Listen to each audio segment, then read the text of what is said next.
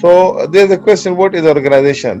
In the initial, I asked you what is organization. So you said it's like combinations of different things. People are involved, assets are involved. So organization is like a structure basically. Now see the technical definition, and then we will see the behavioral definition. Okay. So technically, we say it's a social structure.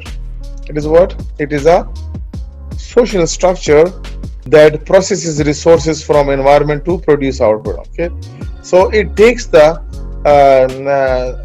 things from the environment, okay, and then they produce the output over there. So it's a social structure which takes the things, the resources from the environment, they process it and gives the output for you, right?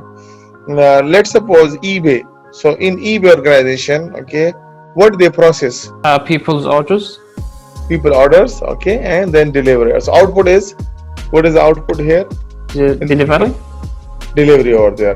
In UPS, what they process? The data and the trackings and stuff like that. Okay, output.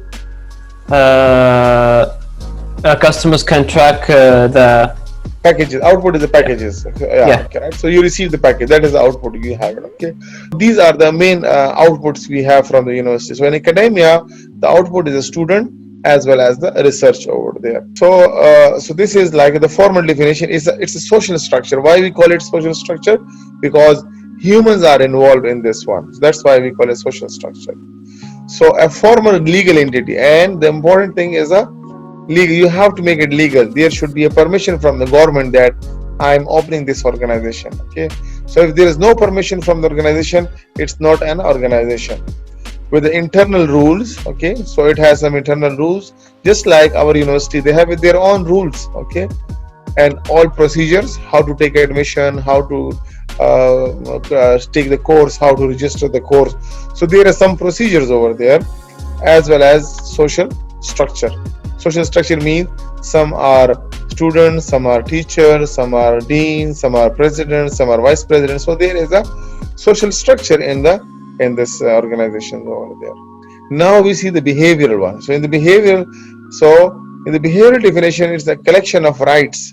So every person has a rights over there. So there are a lot of rights inside it. There are some privileges. Privileges means like also kind of rights, but with the advantages, privileges. Okay, so some are higher rank and some are lower rank over there. Obligations. Obligation means your duties. You have to do this kind of this. Responsibilities. Okay, what do you call responsibilities in Arabic? Masulin or what? مسؤولية. Yeah. Masulin. And obligation, what do you call it? التزام. Yeah. Iltizam means, can you explain the iltizam? That you are ought to do it. Yeah, ought to do it. Yeah, so obligatory. So these are obligatory. Like and privileges, what do you call it? ميزات.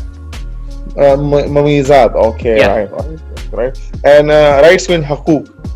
Yeah. Okay, right. So these are the different things. Okay, so it is a collection. So if you think the organization as a soft thing, it's a combination of privileges, it's the combination of rights, obligation, and responsibility.